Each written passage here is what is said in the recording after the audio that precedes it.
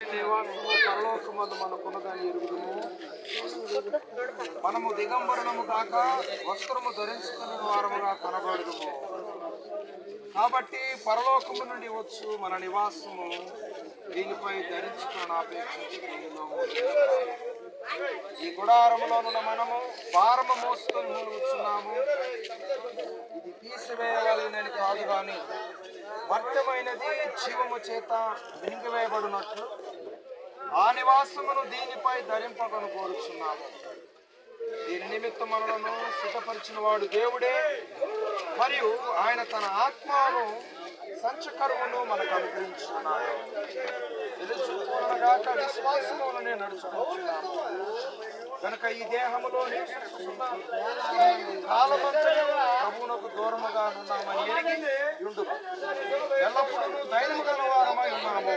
ఇప్పుడు ధైర్యము కలిగి ఈ దేహమును విడిచిపెట్టి ప్రభువునందు నివసించుటకు ఇష్టపడుచున్నాము. కావున దేహమందున్నను దేహమును విడిచినను ఆయనకిష్టమై ఉండవాలనని మిగులా ఆపేక్షించుచున్నాము.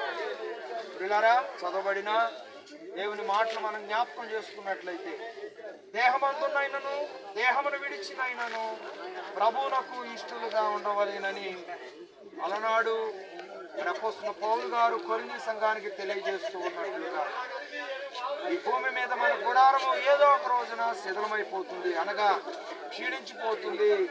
వందైనది వెనకటం వలనే మరలా తిరిగి మంటికి చేరుతుంది. ప్రియులారా, క్రైస్తవులకు ఒక నిరీక్షణ ఉన్నది. అదేంటంటే పరలోక సంబంధమైన నిరీక్షణ.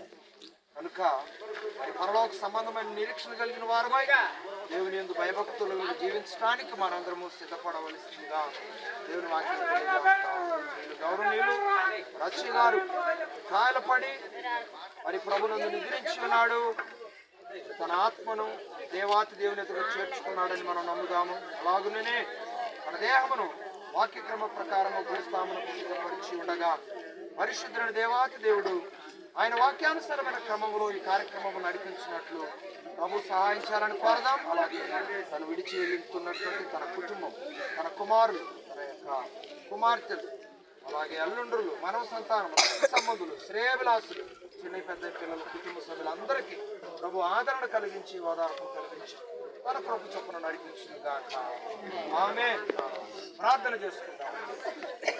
ఏమా నమ్మకమైన మా తండ్రి, పరిశుద్ధమైన దేవా, వందనాలు చెల్లిస్తున్నాను. అద్భుతమైన నీ మాటలు కొరింథీయులకు రాసిన పత్రికలో చదువుకోవడానికి అవకాశం ఇచ్చావు ప్రభా. ఈ గుడారము ఈ శిథిలమైపోయే గుడారం నాయన, మానవుని యొక్క ఆయుష్కాల పరిమితి 70 సంవత్సరాలు, అధిక బలం ఉంటే 80 సంవత్సరాలు. కానీ ఎన్ని ఆలోచనలు, ఎన్ని తలంపులు, ఈ లోకములో ఎన్ని ఎత్తుగడలు, అవన్నీ కూడా మేము మరణిస్తే అవన్నీ కనుమరుగైపోతాయి కదా. అందుకే మనిషి బ్రతుకున్నప్పుడే దేవుని యందు భక్తి కలిగి క్రమమైన జీవితాన్ని జీవించాడు. కుటుంబ పరంగా, సంఘ పరంగా